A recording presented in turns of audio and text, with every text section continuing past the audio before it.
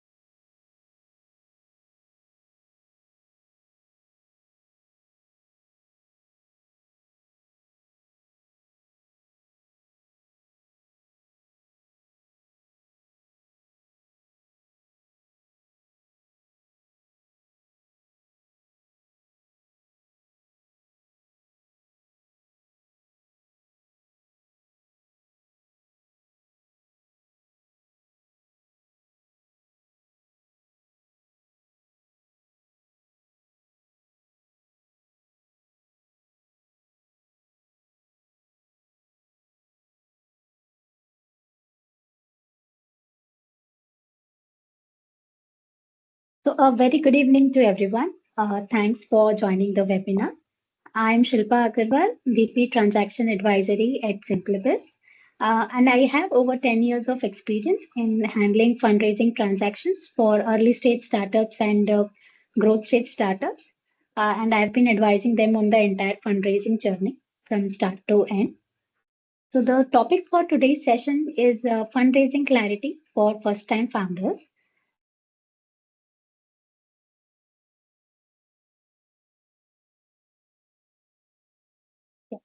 So I have prepared a brief presentation on this topic and I will take you through the presentation in the beginning and then the session will be open for Q&As. Yeah. So fundraising clarity for first time founders. The first time founders who want to raise funds, they basically they know about their primary focus is on developing their business, in growing the business and scaling the business. And in that journey, the important thing that comes up is fundraising because they need funds to fuel the growth engine of their startup. And and in the fundraising, they have to look for investors. Now, to approach the investors, there are three things which the investors look for in any company before they decide on making investment. The first is strategic vision, second, financial clarity, and third, legal cleanliness. So in strategy, when we say strategic vision, they see the founder's clarity on their, growth strategy. How much clarity they have on the product that they are developing or the service that they are offering. Uh, who is their, ideal customer profile? What is their go-to-market strategy? How much clarity they have on their competitor and what advantage they have against their competitors. So they and analyze the business on these areas. They see how much the founders are aware of the business and how much potential they have to take it to the next level. And then the next important thing that they would analyze is the financial status of the company. So for that, to maintain your clean books, have proper projections, not any hypothetical projections, but accurate projections considering the business and the industry that you are operating in, and a very transparent capital allocation. So maintaining clean and proper books is also the next important thing in your fundraising process. And the last is the legal compliances.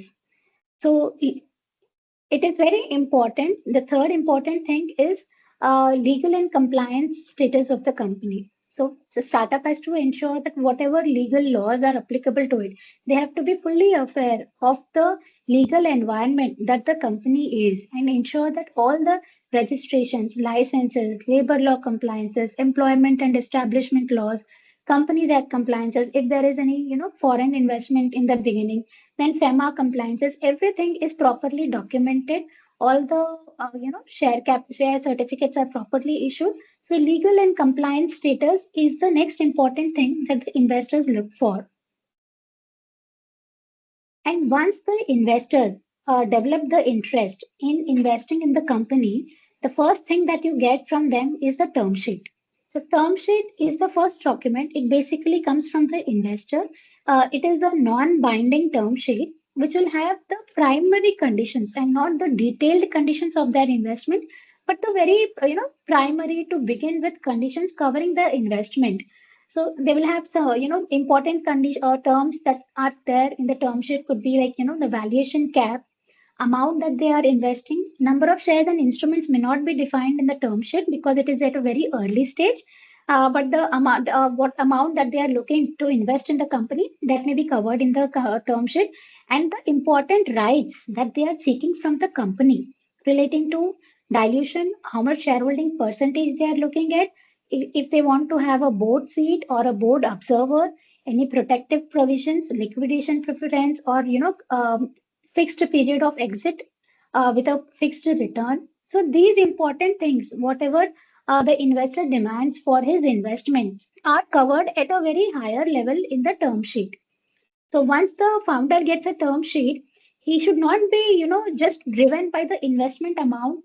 It's not even a commitment; it's only an interest from the investor, and he should analyze it properly. What are the terms that the investor has mentioned, and always seek a professional help for analyzing so that if you are not agreeing on certain points, you can negotiate with the investor at the beginning itself, at the beginning of the process.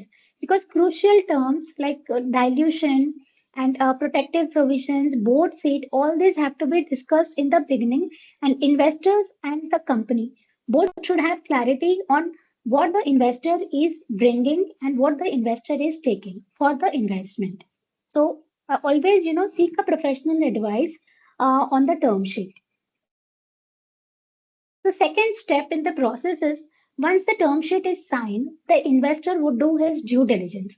The due diligence is again, as I just mentioned, a very important part of the process.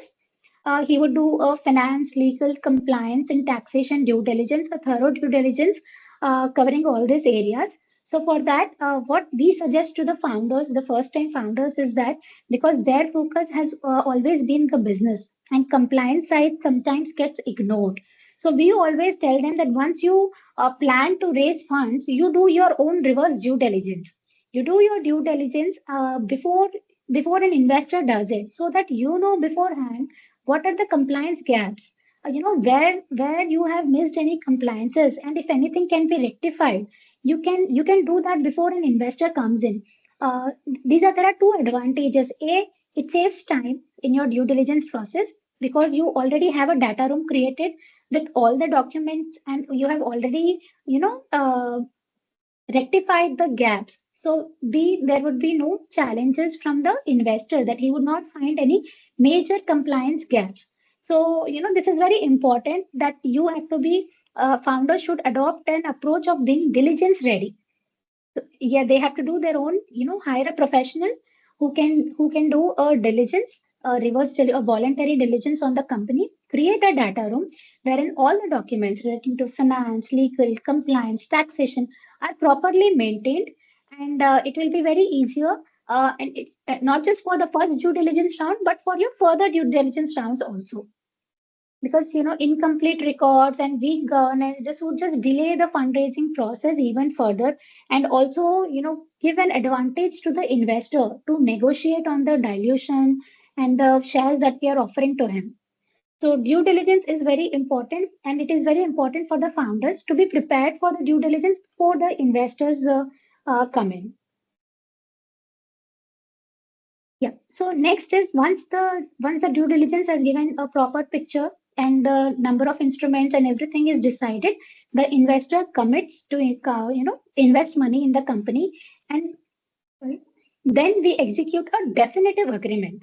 While term sheet is a non-binding agreement, definitive agreement is a binding agreement. It is a legal document which is the extra of the term sheet. It covers all the terms covering the investment in detail, not just the investor terms, what all rights all the shareholders will have in the company, the rights and obligations of each party, founders, promoters, if there are any other shareholders apart from founders, their rights, and investors' rights. So everything would be covered in detail in the definitive agreement. So I have, for easy understanding, I have categorized here the definitive agreement terms into three categories. First is the commercial terms, where the investment instrument that we are issuing to them, anti-dilution protection, liquidation preference, all these terms fall under the commercial terms with a very core of the definitive agreement. So all these terms we have already negotiated with them in the term sheet.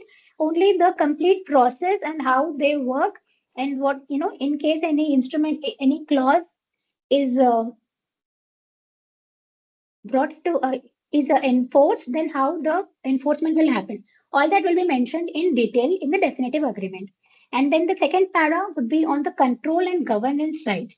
So it would be on who would manage the regular affairs of the company. Will it still be with the founders, or whether the investors are, there can be some kind of, not just financial investors, but strategic investors whose guidance and, advice is important for even at the board level for the company to take to a next level. So for to such kind of investors, the founders may even offer a board seat or a board observer seat.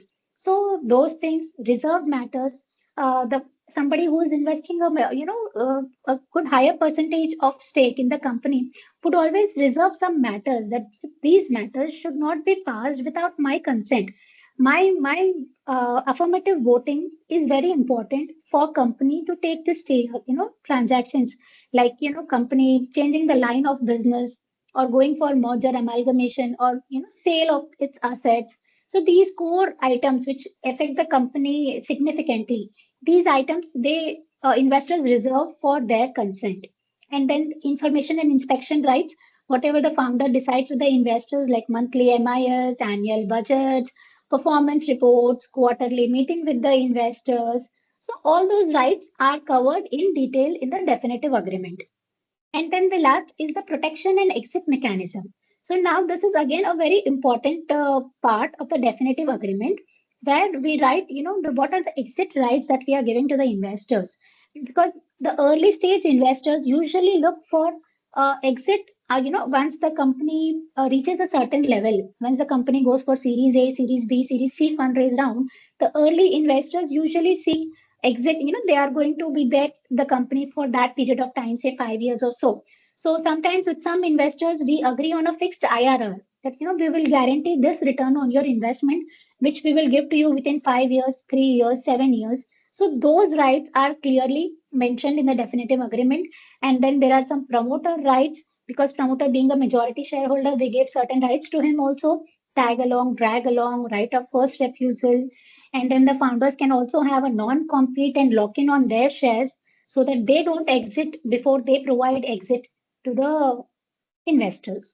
So these are some of the important clauses of a definitive agreement.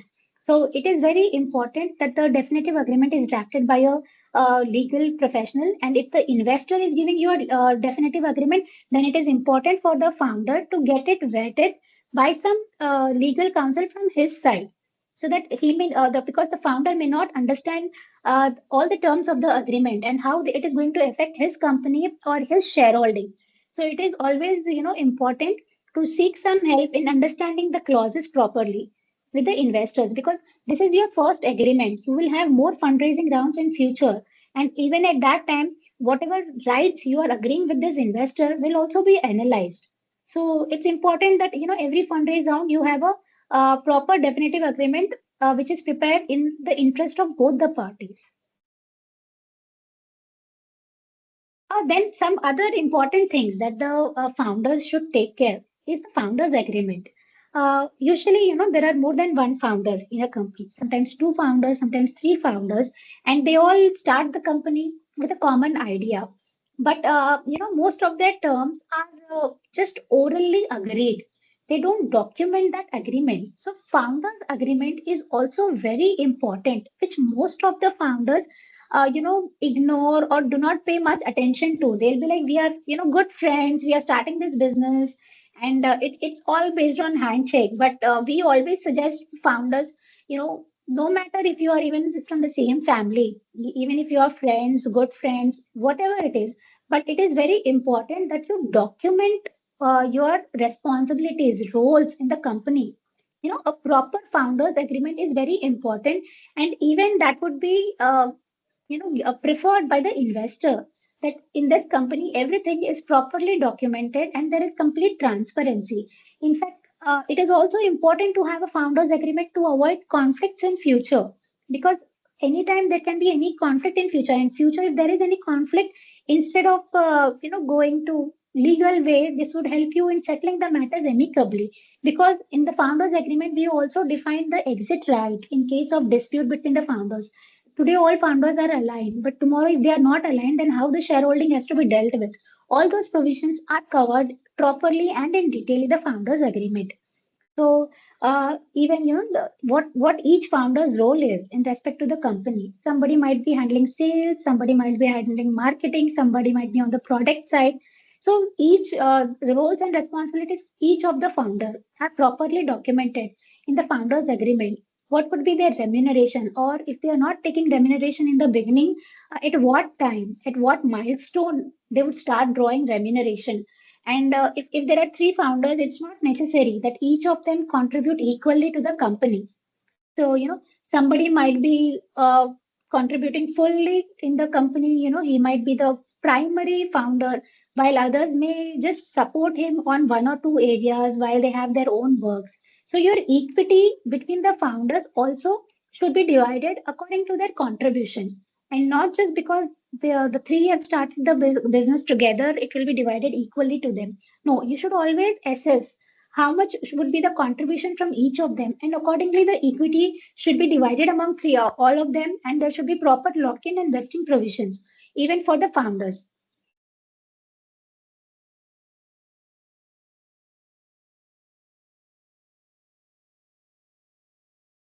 Yep. Next is cap table.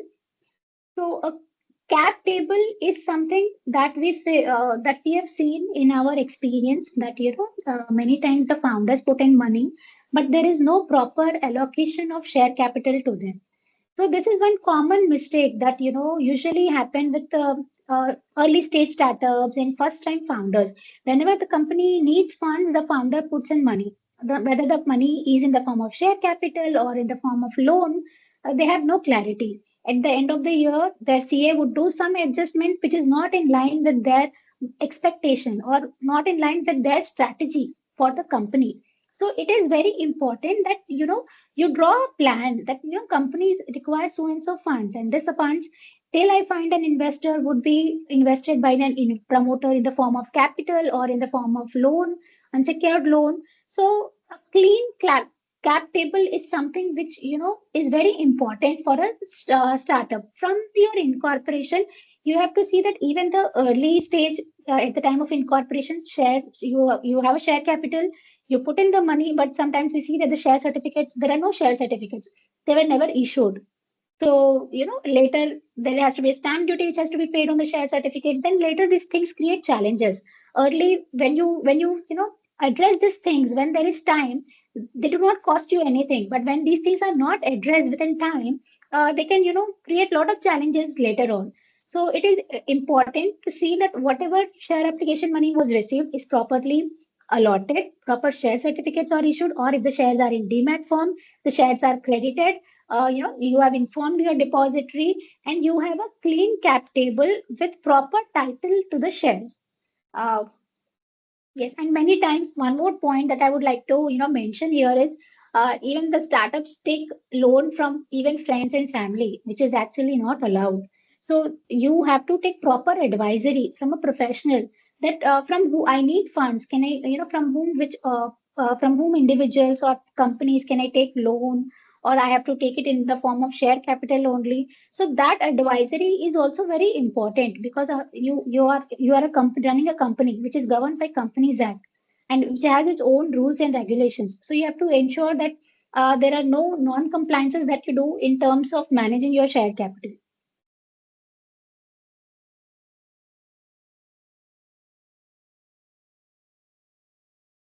Yeah. So the next important point for any startup is stock options.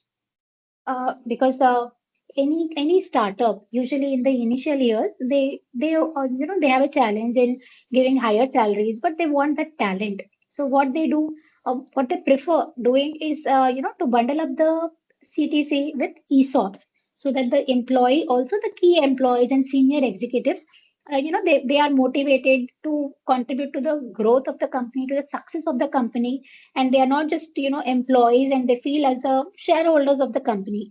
So stock option, adopting a stock option policy is also very important for a startup. And if you don't have one, when you have investors, even the investors ask you to reserve a certain pool for employees, because you may need senior executives whom you may not be able to afford. So it is very important to reserve a certain pool for your employees, design an ESOP policy, adopt it, so that whenever you have the key executives, or there are existing employees whom you want to reward for their contribution, then you can allocate ESOPs, and you have a proper vesting and exercise period through which you are ensured that their commitment is sealed. So ESOPs is one another important thing. And one more thing that I would mention here is, uh, what many founders do not know, that ESOPs for a startup company or DPIIT registered startup company, even promoters are eligible for ESOPs. So if you are a promoter, and you don't have you want to take further shares in the company as the company grows, then you can even have ESOPs for yourself, as long as your company is a startup registered company. So this is one big advantage that is given only to registered startups, that ESOPs can be given even to promoters, which in usual scenario is not allowed for any other company. It is allowed only for your permanent employees and not for others. And because we mentioned ESOP, since ESOP is allowed only to permanent employees, there is another connected topic that comes up is advisory shares. So startups may have many advisors, advisors who help them in achieving revenue, advisors who help them in raising funds, advisors who help them in providing strategy, roadmap for the further action. They may have many types of advisors who are not on their roles, who are not their permanent employees, to whom they cannot offer ESOP, because ESOP can be granted only to your permanent employees and not to your consultants or advisors. Then there is the next question, then how do I offer shares to my advisors? Because I cannot pay them in cash. I do not have the funds. They are supporting me in my early stages so that I can grow. And even advisors look for equity participation in the company. So this advisory shares is another thing. Structuring advisory shares is also very important. There are modes in which advisory shares can be issued in the early on, without affecting much of capital inflow from their side. It can be a transfer from the promoter's side, or they can raise some. It can be a shares issued against invoice. So those things you have to work on, and a proper agreement has to be documented with the advisors also, because not necessary that you will grant all shares to them upfront. They may have certain milestones which they have to meet. Only on achieving those milestones, the shares will be allotted to them. So it is very important to properly document that, a formal agreement, so that the expectations are aligned and clear milestones are mentioned. And only once the advisor is able to achieve those milestones, the shares will be granted to them, so that tomorrow you don't end up in dispute.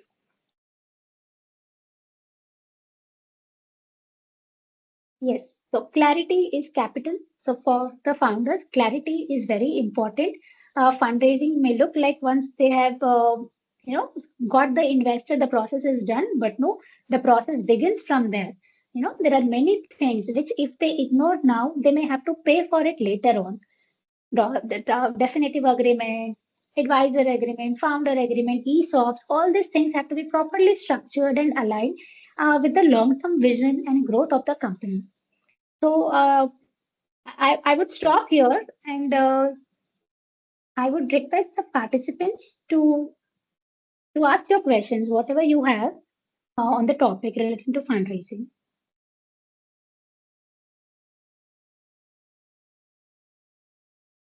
Anybody, any question you have in your mind, or anything that you are going through, experiencing, anything you want to ask, you can either post it in the Q&A, or you can ask directly by unmuting yourself.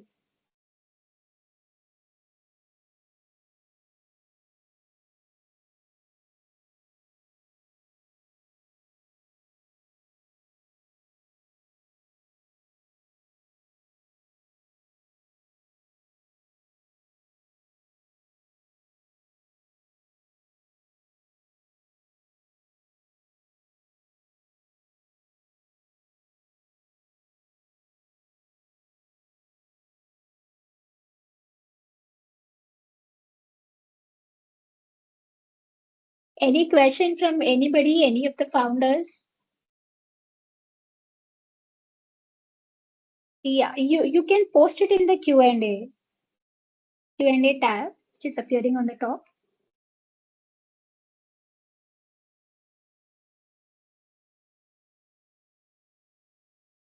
I think you can even unmute yourself and just ask your question.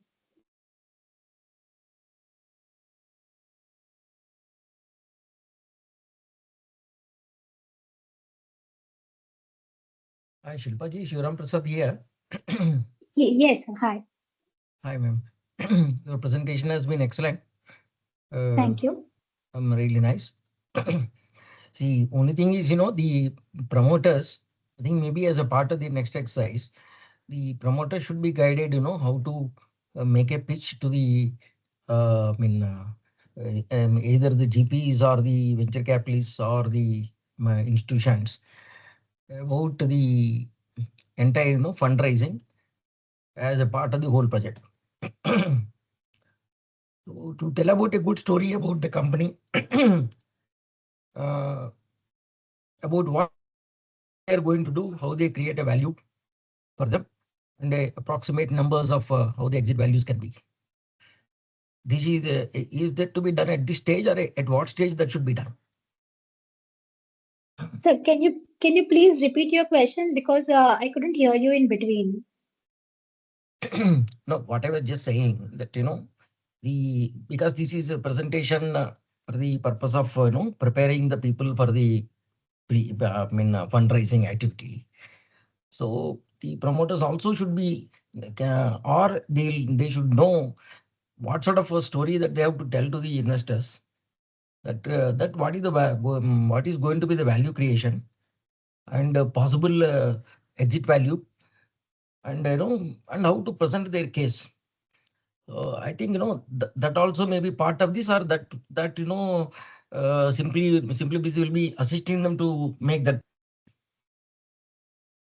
Okay, so you are saying that somebody has to guide the promoters on pitching to the investors. Absolutely. How can they pitch to investors to convince them to invest in the company? Yes. Yeah. So I take your point, sir, because that comes before what we have discussed today. I think we'll take your point and we can come up with a webinar next time on that topic, where we help the founders, in understanding how they can understand the investor mindset on pitching their Absolutely. product. Important things that they have to take care while they pitch to the investors. Absolutely. Nice, Yeah. Shilpaji. Yeah. All the best. Thank All you. the best. Thank Thank you, you. sir. Thank you.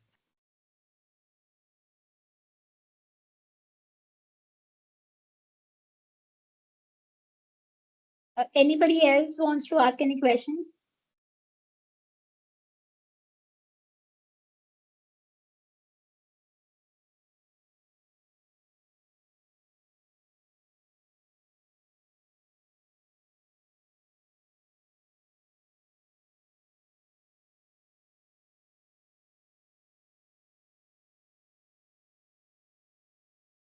Yeah.